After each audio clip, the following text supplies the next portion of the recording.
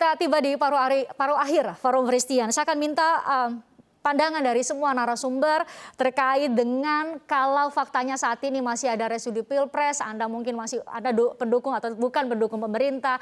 Kalau ada yang percaya dan tidak percaya COVID-19, yang tidak mau divaksin dan berbagai kontroversi lain yang masih mewarnai pemberitaan kita, membagi fokus masyarakat kita. Lantas bagaimana Pak Imam, Prof, dan juga Pak Diki kita berkonsolidasi menggelorakan solidaritas supaya modal sosial kita yang begitu besar kemudian bisa membawa kita sama-sama bertahan di tengah pandemi COVID-19.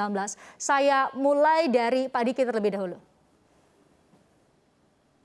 Ya, jadi kita kan sudah melihat nih sebenarnya faktanya dalam situasi sulit itu masyarakat tetap kemudian menggeliat dalam pengertian tadi ya, membangun kebersamaan, menumbuhkan solidaritas, saling memperhatikan, saling mendukung ya. Dan ini kalau diamati itu makin terus tumbuh subur gitu.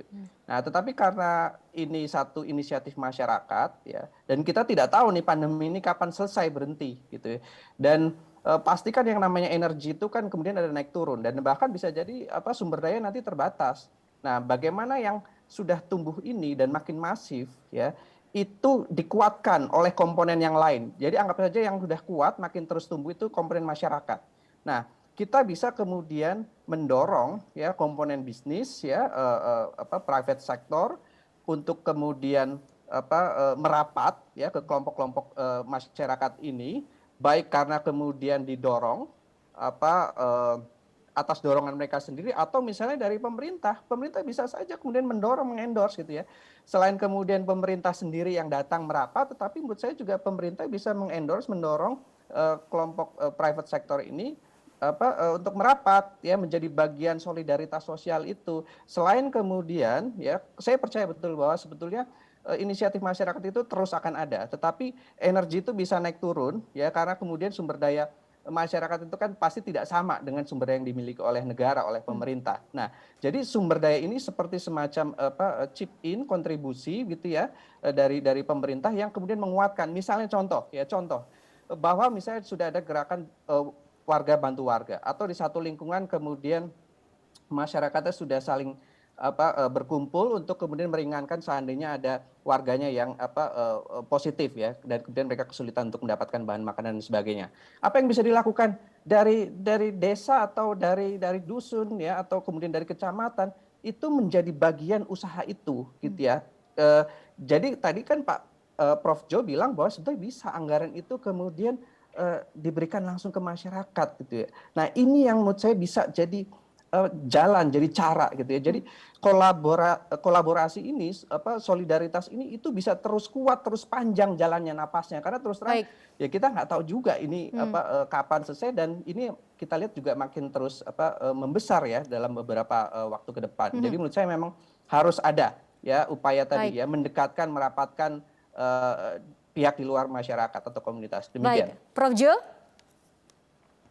Ya, Mbak Christine ya, jadi kalau memang kita lihat fakta-fakta tadi, itu sungguh itu bisa mengganggu ya jalannya upaya pemerintah dan juga tentu masyarakat tidak bisa optimal ya dalam menanggulangi COVID ini. Maka harus ada cara-cara out of the box ya.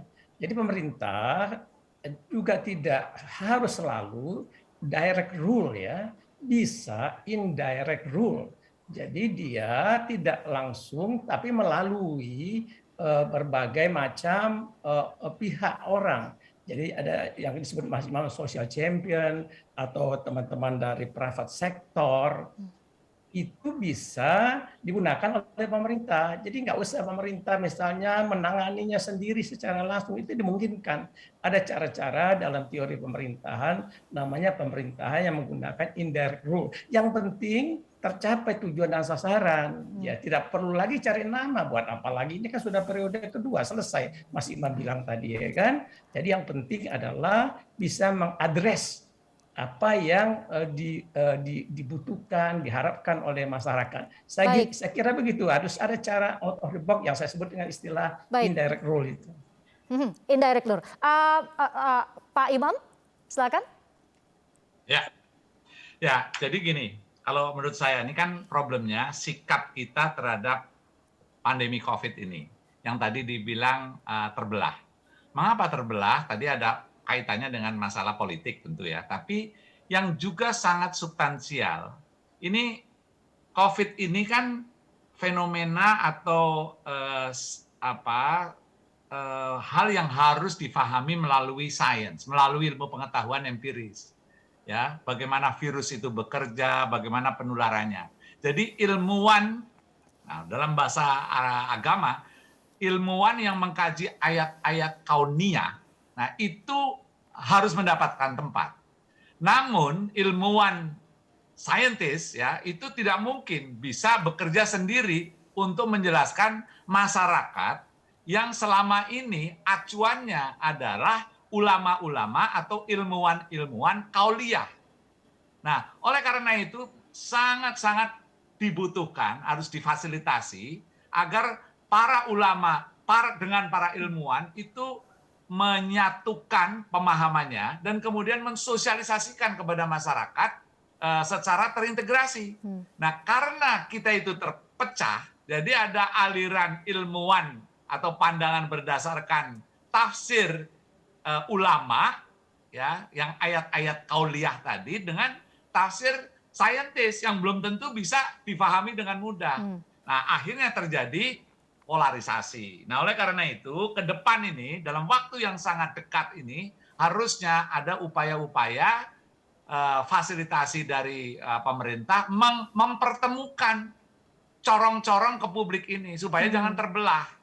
Nah, isu lain ya ini kalau kita ini masih belum bisa memahami secara baik ya tentang bagaimana pandemi ini berjalan dan mungkin bisa jadi berlama-lama, maka akan muncul fragmentasi wilayah-wilayah yang memang sulit untuk diatasi ya karena itu tadi sikap-sikap yang anti sains misalnya dan bahkan jangan-jangan secara global pandemi yang sekarang ini mewabah ke seluruh dunia menjadi endemi yang hanya akan berputar mulek di wilayah-wilayah tertentu, negara tertentu. Jadi di Eropa orang sudah nonton bola tanpa masker karena dia sudah divaksin, dia punya disiplin yang tinggi dan mereka sudah tidak ada penularan atau penularannya sudah rendah. Baik. Sementara di Indonesia masih ubek-ubekan dengan penularan dan di dalam Indonesia ada wilayah-wilayah tertentu yang mungkin akan tinggi korban berjatuhan karena itu tadi dia tidak mengikuti protokol-protokol kesehatan berbasis pada sains. Nah, ini yang berbahaya menurut saya. Jadi para tokoh kunci sebaiknya satu narasi. Toh sejarah kita menunjukkan bahwa rasa senasib sepenanggungan atau solidaritas yang kita kenal saat ini yang membuat kita lepas dari belenggu penjajahan.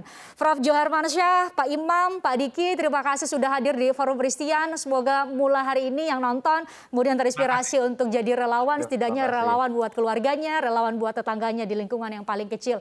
Terima kasih juga buat Anda yang sudah menyaksikan kami. Saya ucapkan terima kasih sekali lagi kepada para narasumber.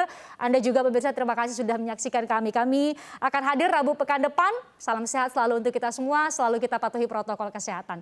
Terima kasih. Sampai jumpa. Saya Christian Grich.